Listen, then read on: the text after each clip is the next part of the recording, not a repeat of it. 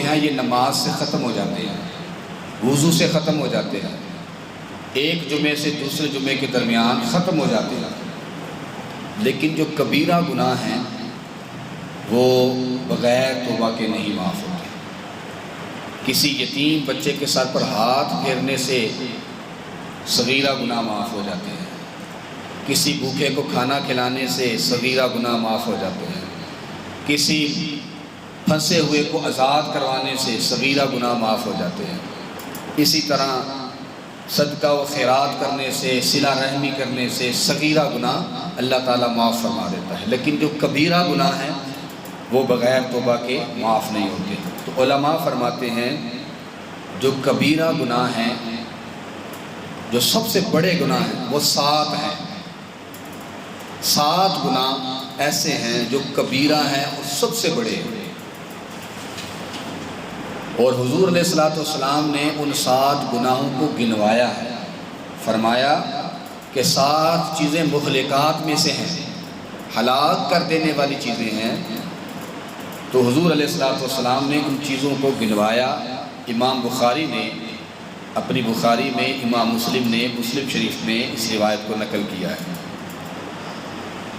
حضور علیہ الصلوۃ والسلام نے فرمایا، اے میرے صحابہ، الا احدثکم باکبر الکبائر،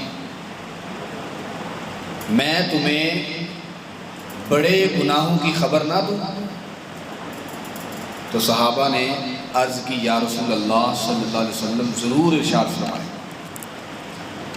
نبی کریم علیہ الصلوۃ والسلام نے 3 مرتبہ اس بات کو دہرایا، اے میرے صحابہ، کیا میں تمہیں بڑے گناہوں کی خبر نہ دوں؟ اور صحابہ نے سن کر عرض کی، بلا یا رسول اللہ، کیوں نہیں، ارشاد فرمائیں۔ تو آقا کریم علیہ الصلوۃ والسلام نے ارشاد فرمایا، الاشراک باللہ، اللہ کے ساتھ کسی کو شریک کرنا سب سے پہلا اور بڑا گناہ، کبیرہ گناہ۔ یہ کفر بھی ہے، لیکن علماء نے اس کو کبیرہ گناہوں کی فہرست میں سب سے پہلے رکھا ہے، الاشراک باللہ۔ پھر فرمایا، وعقوق الوالدین، والدین کی نافرمانی کرنا، والدین کو اذیت دینا، تکلیف دینا، ان کو بے عزتی سے پیش آنا۔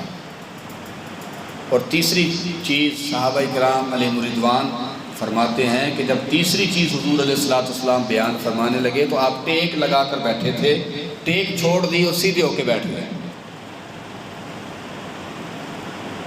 جب کسی چیز کو اہمیت کے ساتھ بیان کرنا ہو تو پھر اس کے اندر اس بات کو بیان کرتے وقت چستی آ جاتی ہے،